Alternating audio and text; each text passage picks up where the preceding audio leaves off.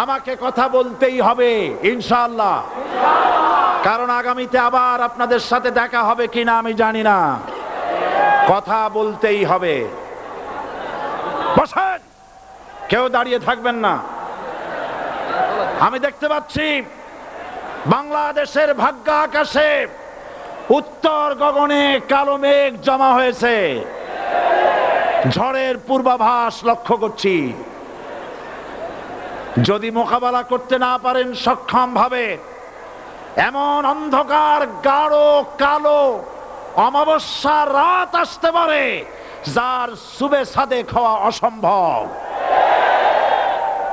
সুতরাং আপনারা কি কাপুরুষের মতো কাফের মুশরিকদের গোলামি করে মরতে চান? বিড়ালের মতো 500 বছর বেঁচে থাকার কোনো লাভ নাই। সিংহের মতো 1 ঘন্টা বাঁচতে চাই। আমাদেরকে বলা হয় সাম্প্রদায়িক উস্কানিমূলক কথা নাকি আমি বলি। পত্রপত্রিকা দিছে না তারা? সাম্প্রদায়িক উস্কানি কথা, সাম্প্রদায়িক উস্কানিমূলক কথা বলি।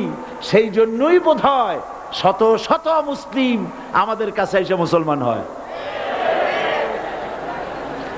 মানুষে আর বোকা বানানো যাবে না। যাবে কি? আর বোকা বানানো যাবে?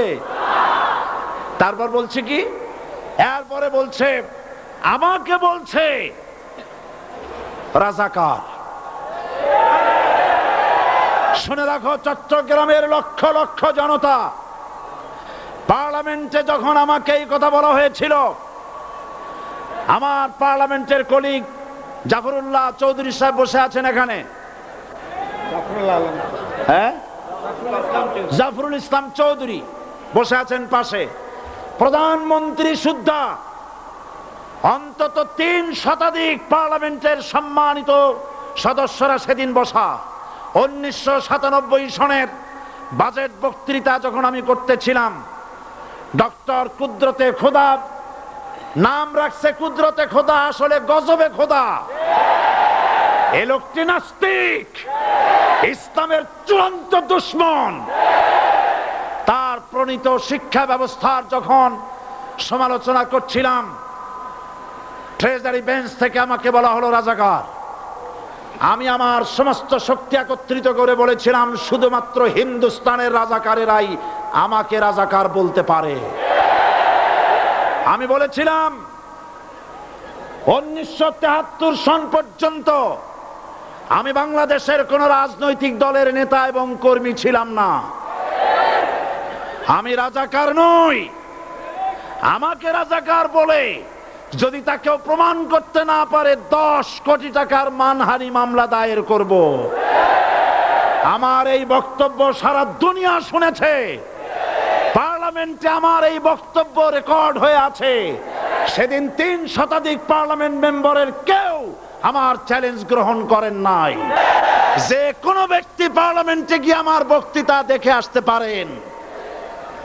এরপরে 1997 সনের 7ই অক্টোবর দৈনিক জনকণ্ঠ পত্রিকা যখন আমার বিরুদ্ধে লিখলো, সেই পত্রিকায় সাইদির ওপেন চ্যালেঞ্জ 8ম পাতা, 1997 7ই অক্টোবর, এত বড় 2 কলামে হেডিং।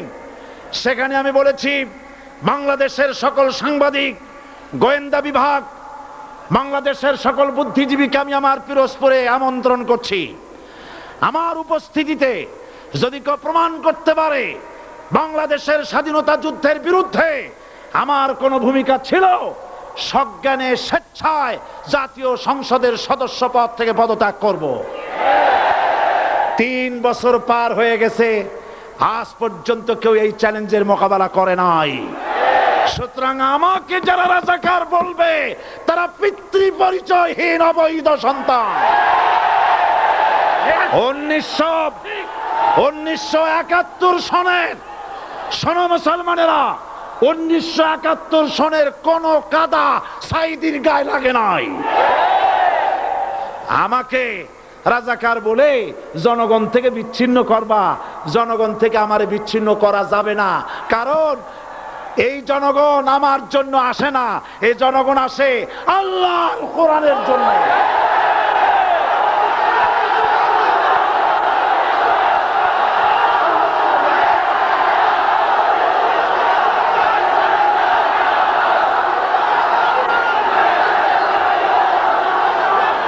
আজকে আর যারা ইসলামের কথা বলে তারাই রাজাকার, তারাই মৌলবাদী। মৌলবাদী বললে আমরা অসন্তুষ্ট হই না, কারণ মৌলবাদী শব্দটা আসছে মূল থেকে। মৌল শব্দ এসেছে মূল থেকে।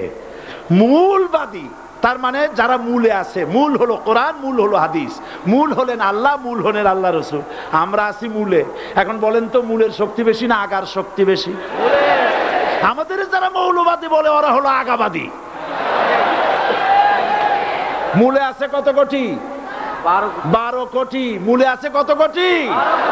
আর আমাদের যারা মৌলবাদী বলে ওই থাকো গাছের আগায়, আমরা মূলে।